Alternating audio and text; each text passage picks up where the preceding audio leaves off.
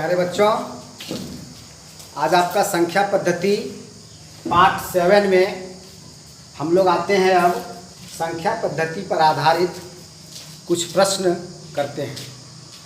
तो प्रश्नावली इसका है।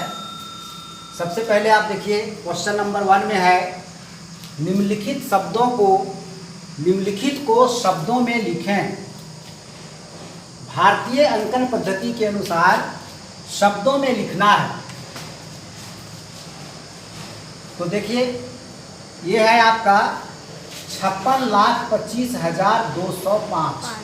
तो इसको शब्दों में ऐसे लिख दिए, ये हो गया आपका आंसर।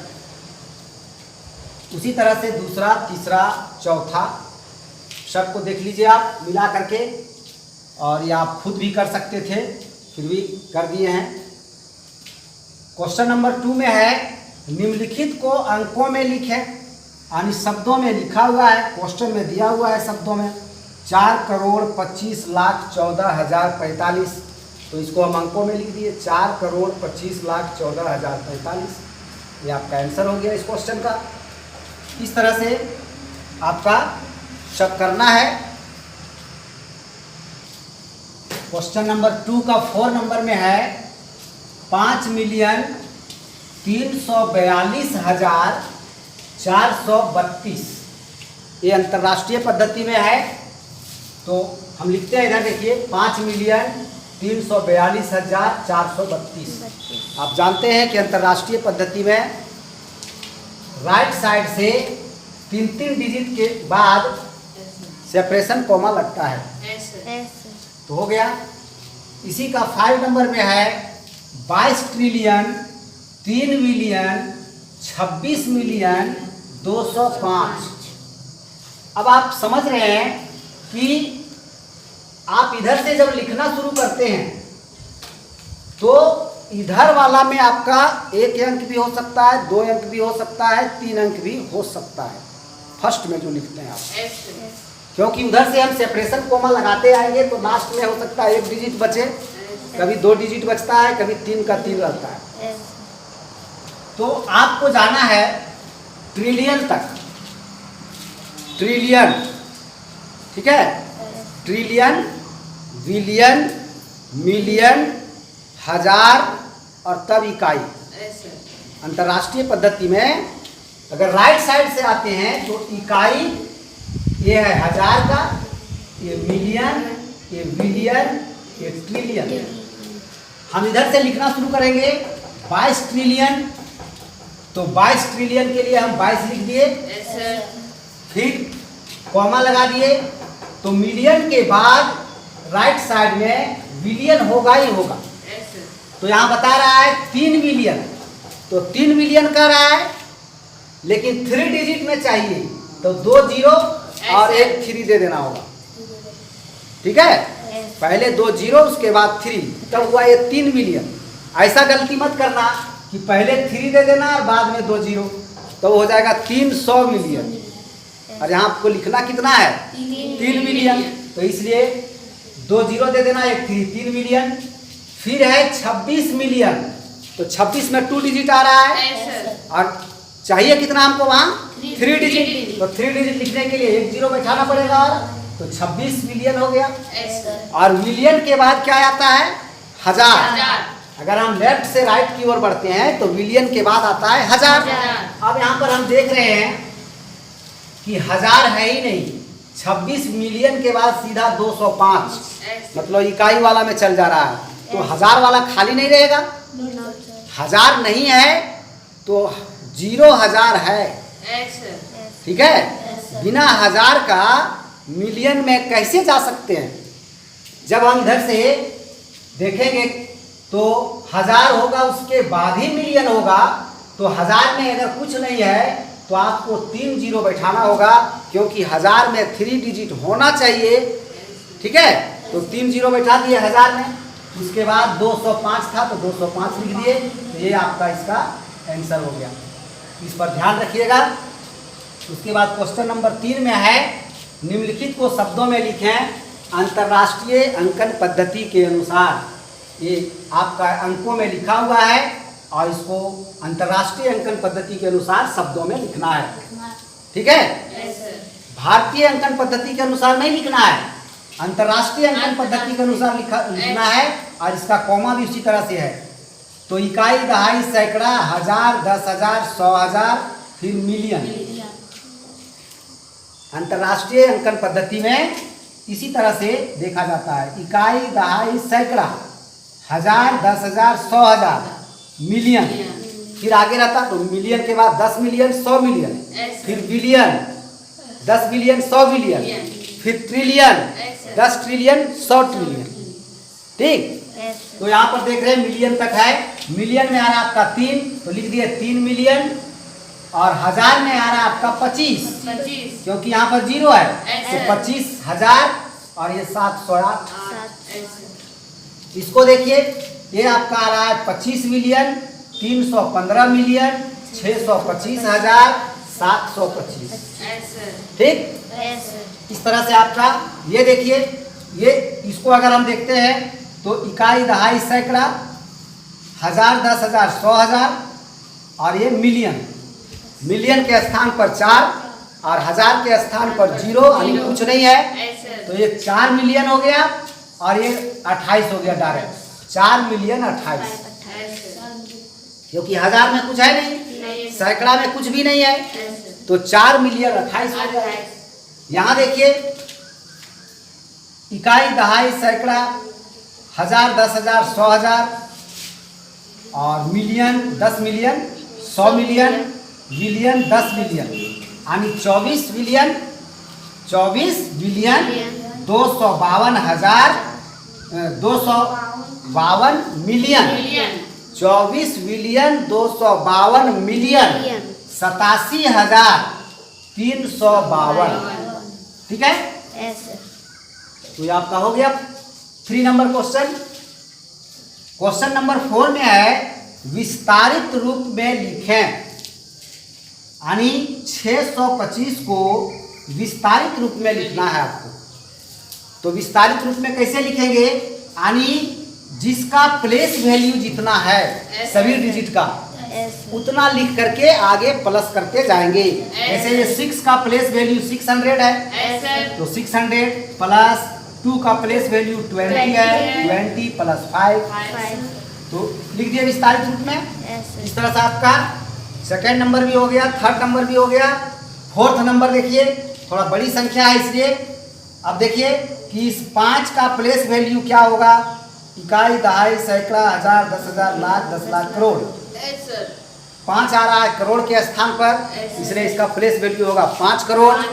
6 आ रहा है 10 लाख के आधार पर, तो 6 गुने 10 लाख, तो इसका प्लेस वैल्यू होगा 60 लाख। तो इस तरह से हमने लिख दिया 5 crore plus 60 lakh plus 7 lakh plus 80,000 plus 5,000 plus 20 plus 4। सैकड़ा के स्थान पर 0 था, इसलिए सैकड़ा में कुछ नहीं हुआ। ठीक है, तो ये आपका हो गया क्वेश्चन नंबर 4 तक। क्वेश्चन नंबर 5 देखिए, संक्षिप्त रूप में लिखें। ये आपका विस्तारित रूप में लिखा हुआ है और इसको संक्षिप्त रूप में लिखना है। तो इसका रूल है कि आप सबसे पहले जो दिया हुआ है उसको आप देखिए कि इसमें किस स्थान तक है। तो इकाई, दहाई, सैकड़ा, हजार, 10,000, 10,000 में 10,000 के स्थान तक है, यानी ये है आपका 60,000। तो इस जो संख्या बनेगी, संक्षिप्त रूप में जो संख्या बनेगी, उसमें 10,000 के स्थान तक आपका मान होगा, यानी ये 6 जो होगा वो 10,000 के स्थान पर होगा, और 2 जो होगा वो इकाई, दहाई, सैकड़ा, हजार, वो 1000 के स्थान पर होगा। 1000 के स्थान पर 2 और 10,000 के स्थान पर 6, तो 60,000 और 2 62,000, और सीधा फिर इकाई के स्थान पर 5, दहाई और सैकड़ा के स्थान पर 0, क्योंकि दहाई और सैकड़ा के लिए आपका यहाँ पर कुछ नहीं दिया हुआ है, तो सीधा ये हो गया आपका 62,005। इसी तरह से आपको देखना है, जैसे इसमें देखिए आप 2 नंबर, 3 नंबर, 4 नंबर। तो हम 3 नंबर को देखते हैं। 3 नंबर सबसे लंबा है। यहाँ पर हम देखेंगे सबसे पहला इकाई, दहाई, सैकड़ा, हजार, 10,000, लाख, 10 लाख। यानी ये जो 2 है वह उस संख्या में, बनने वाली संख्या में 10 लाख के स्थान पर होगा। ठीक है, तो 2 का वैल्यू होगा 20 लाख, 9 जो होगा वो लाख के स्थान पर, और 4 होगा 10,000 के स्थान पर, और 6 होगा हजार के स्थान पर, और 8 होगा सैकड़ा के स्थान पर, 7 होगा दहाई के स्थान पर, और 3 होगा इकाई के स्थान पर। इसमें किसी भी स्थान पर 0 नहीं होगा, कोई भी यहाँ पर गैपिंग नहीं है। ठीक है, तो इस तरह से 20 लाख और 9 29 लाख, तो 29 लाख, 40,000 और 6,000 46,000, और 873 इसका आपका आंसर हुआ। 4 में भी आप उसी तरह देख लीजिएगा। अब हम देखते हैं क्वेश्चन नंबर 6। इसमें है एक भाग के सवाल में भाजक 23, भागफल 27 तथा शेष 15 है, तो भाज्य निकालिए। आपको इसका सूत्र लिखवाया गया है।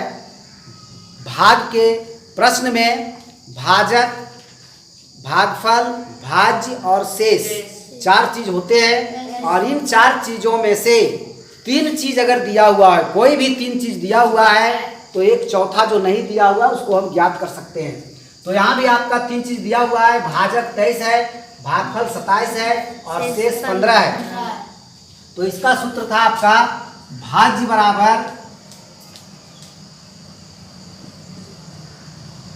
आप सूत्र याद किए हैं तो आपको याद होगा। भाज्य बराबर होता है भाजक गुने भागफल, भाजक गुना भागफल प्लस शेष। अब इसी पर हम देखते हैं। भाजक है आपका 23 गुने 27 प्लस 15। तो सबसे पहले हम 23 और 27 को मल्टीप्लाई करेंगे, तो आपका आएगा 621, प्लस करेंगे 15, तो आपका आ जाएगा 636। यही आपका होगा इसका आंसर। नेक्स्ट क्वेश्चन है, एक भाग के सवाल में भाज्य इतना, भागफल तथा शेष क्रमशः इतना तथा इतना, यानी भाज्य दिया हुआ है, भागफल दिया हुआ है और शेष दिया हुआ है, और इसमें भाजक निकालने के लिए बोल रहा है। तो जो आपको सूत्र लिखवाया गया है उसमें है भाजक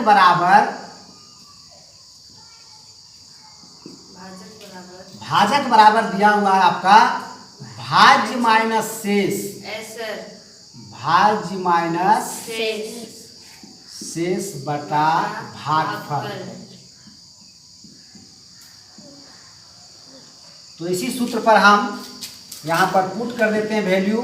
भाज्य है आपका 34,76,418, इसमें से माइनस होगा आपका 794 बटा 479। ठीक है, अब इसको अगर हम माइनस करते हैं तो आता है आपका 34,75,624 बटा 479। अब इसको काटेंगे तो ऐसा लग रहा है कि बड़ा ही टफ है काटने में, इसलिए डायरेक्ट हम लोग भाग देंगे। 34,76,624 में 479 से भाग देंगे, तो आपका जो भागफल आएगा वही इसका आंसर होगा, और वो होगा 7,256। तो इस क्वेश्चन में भाजक है 7,256, और यही इस क्वेश्चन का आंसर है। 7,256 यहाँ आया था आपका 34,75,000, 34,75,624 को भाग देना है 479 से, तो आपका आ जाएगा ये 7,256 जो भाजक होगा इस क्वेश्चन का, और इस क्वेश्चन का वही आंसर होगा। नेक्स्ट क्वेश्चन है बच्चों, वह कौन सी छोटी संख्या है जिसे 9476 में जोड़ने से प्राप्त योगफल 45 से पूर्णतया विभाजित हो जाए।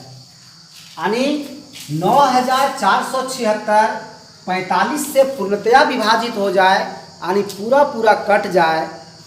इसके लिए कम से कम इसमें क्या जोड़ना होगा? कम से कम छोटी से छोटी कौन सी संख्या जोड़ना होगा ताकि ये 45 से पूर्णतः विभाजित हो जाए, पूरा पूरी कट जाए। ठीक है, तो इसको हम लोग सॉल्व इस तरह से करते हैं। पहले हम इसको 45 से भाग देकर देखते हैं, कहीं ये 45 से पूर्णतया कटने ही वाला होगा तो फिर कुछ नहीं जोड़ना पड़ेगा, तो जोड़ना होगा क्या? 0। तब तो इसका आंसर हो जाएगा 0। ठीक है, क्योंकि छोटी से छोटी संख्या जोड़ने के लिए बोला जा रहा है। ठीक है, तो पहले हम इसको डिवाइड करके देखते हैं। 9476 को आप भाग दे करके देखेंगे 45 से, तो 45 से भाग देते हैं। पहले 2 बार में लगता है, बच गया 4, फिर 7 उतर गया, फिर कितना बार में लग गया? 1 बार में, तो आ गया आपका 45, फिर इसको माइनस किए तो आया 2, फिर कितना उतरा? ऊपर से क्या उतरा? 6।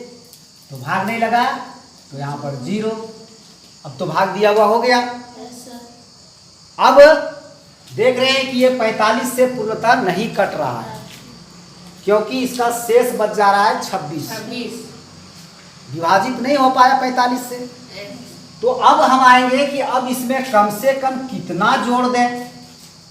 9476 में कम से कम कितना जोड़ दें कि 45 से पूर्णतः विभाजित हो सके प्राप्त योगफल। तो यहाँ हमको देखना है कि शेष बच गया 26। अगर यहाँ 45 बचता, कम से कम 45 बचता, तब डिवाइड लग जाता, लगता ना एक बार में। 45 से भाग कम से कम 45 में ही लग सकता है। 45 से छोटा रहेगा तो भाग नहीं लगेगा। क्या 45 से भाग देने के लिए कम से कम 45 चाहिए, तो यहाँ 26 है, ठीक है, और चाहिए 45। इसका मतलब कितना घट रहा है? 45 से कितना कम है ये 26, उतना ही अगर इसमें हम जोड़ देंगे तो ये 45 से पूर्णतः विभाजित हो जाएगा। ठीक है, तो आपको पहले भाग देना ही पड़ेगा और तब लिखना होगा। इसलिए अभिष्ट संख्या बराबर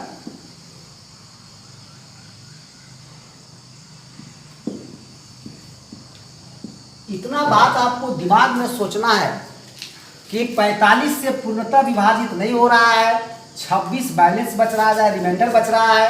तो अगर 45 होता तो लगता, तो 26 तो है, तो घट कितना रहा है 45 होने में? तो ये आएगा हमारा किससे?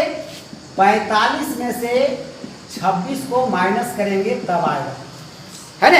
अब 45 में से 26 को माइनस करेंगे तो कितना होगा? आपका होगा 29, नहीं 19 होगा। क्या हो जाएगा? 19। इसका मतलब अगर हम 9476 में 19 जोड़ दें तो ये 45 से पूर्णतः विभाजित हो जाएगी। 19 जोड़ करके जो प्राप्त होगा संख्या वो 45 से पूर्णतः विभाजित हो जाएगी। इसको आप निश्चित रूप से इसको आप चेक कीजिएगा।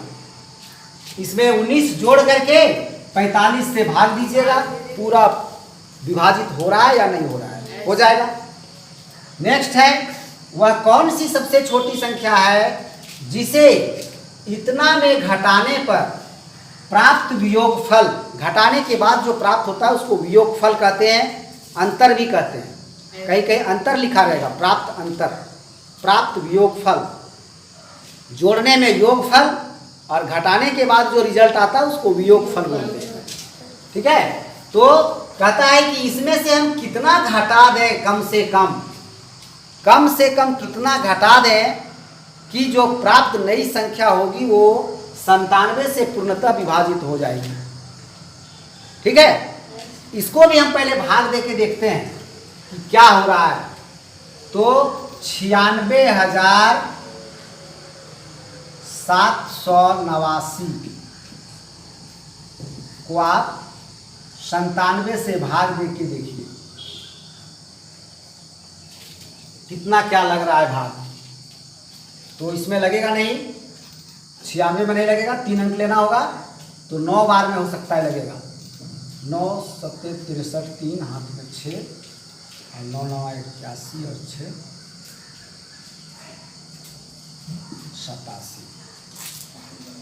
इसको माइनस करते हैं तो आपका आता है 4 और 16 में 709। ठीक है, फिर आएगा आपका 8। ठीक है, फिर 9 बार में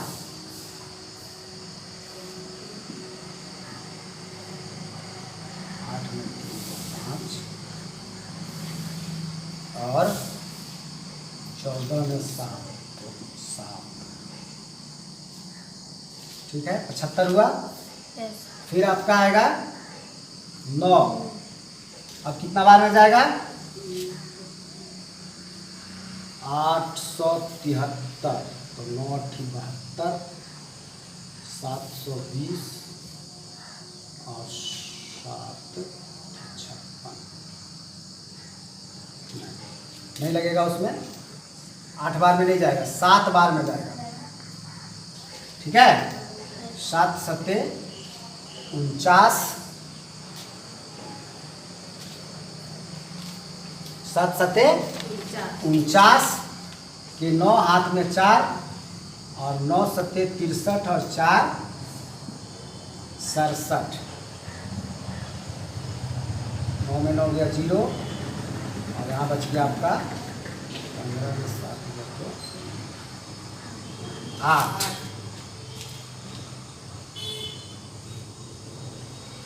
ठीक है, तो इसका रिमाइंडर आपका बच गया 80।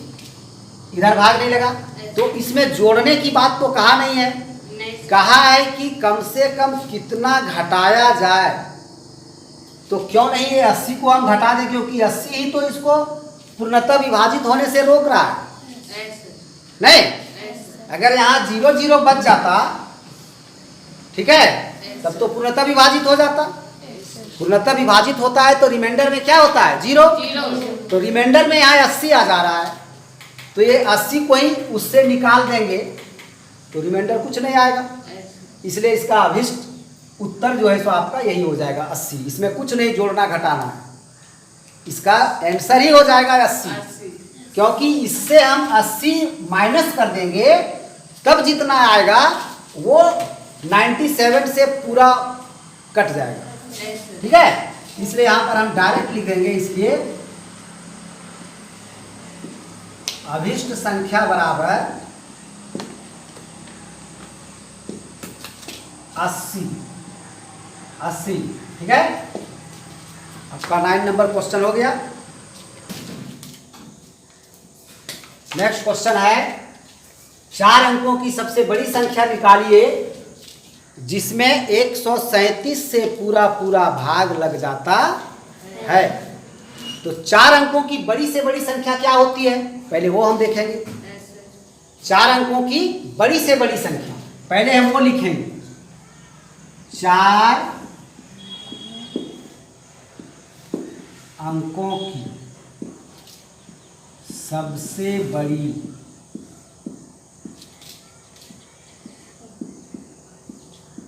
संख्या बराबर 9,999। अब क्या क्वेश्चन बन गया? अब क्वेश्चन बन गया कि 4 अंकों की सबसे बड़ी संख्या कौन सी है जिसमें 137 से पूरा भाग लग जाए। तो 4 अंकों की सबसे बड़ी संख्या तो यही है। अगर इसमें 137 से पूरा भाग लग जाएगा तो फिर यही आंसर हो जाएगा। इसमें नहीं लगेगा तो फिर इससे छोटी क्या, फिर इससे छोटी चेक करके देखेंगे, इससे एक कम करके देखेंगे, यानी यहाँ जब 99 है वहाँ 98 करके देखेंगे। वो भी अगर पूरा नहीं कटेगा तो फिर 97 करके देखेंगे, फिर 96 करके देखेंगे, तभी तो पता चल पाएगा। तो इस तरह से जब हम करेंगे तो काफ़ी टाइम लगेगा। एक बार 4999 में भाग देंगे, फिर एक बार 4998 में भाग देंगे, फिर एक बार 4997 में देंगे। अगर वो भी नहीं हुआ तो और नीचे तक जाएंगे। ठीक है, तो काफ़ी टाइम लैप्स होगा। इसलिए सबसे पहले आप 4999 में 137 से भाग दे के देखिए, तब कुछ पता चलेगा कि बात क्या है। अगर यही पूरी भाग लग जाए, विभाजित हो जाए, तो फिर दूसरा से क्या जरूरत है, क्या। तो 137 से हम इसको भाग दे रहे हैं। तो अब देखिए कितना बार में लगेगा। पहले 137 है, 999 में भाग देना है। तो आपका अगर हम 13 × 78 1391 7 बार में अगर दें तो देख लेते हैं 7 बार में दे करके। 7 7 49 के 9 हाथ में 4, 7 या 21 4 25 के 5 हाथ में 2, 7 एकम 7 2 9। हाँ, लग जा रहा है 7 बार में। 0 9 में 5 गया तो 4। अब क्या उतरेगा 9। अब कितना बार में जाएगा, 3 बार में जा सकता है। 390 और फिर 21 हो जाएगा। नहीं जाएगा। 3 बार में नहीं जाएगा, लगता है 2 बार में जाएगा।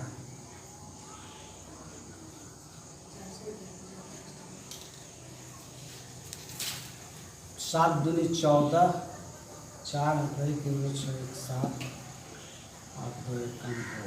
देखते हैं माइनस करके 5 4 गया 5 और यहाँ बच गया आपका 10 में 7 3।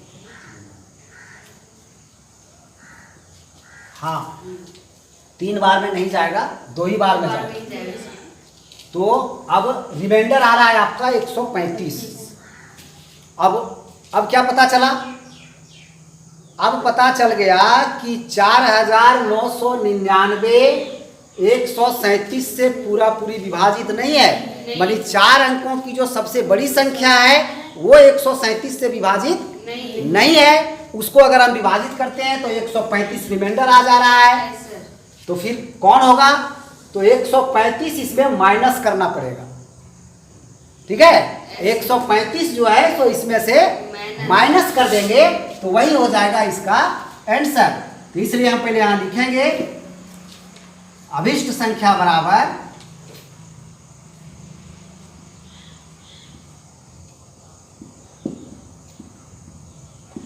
अभिष्ट संख्या बराबर 9999 माइनस 135।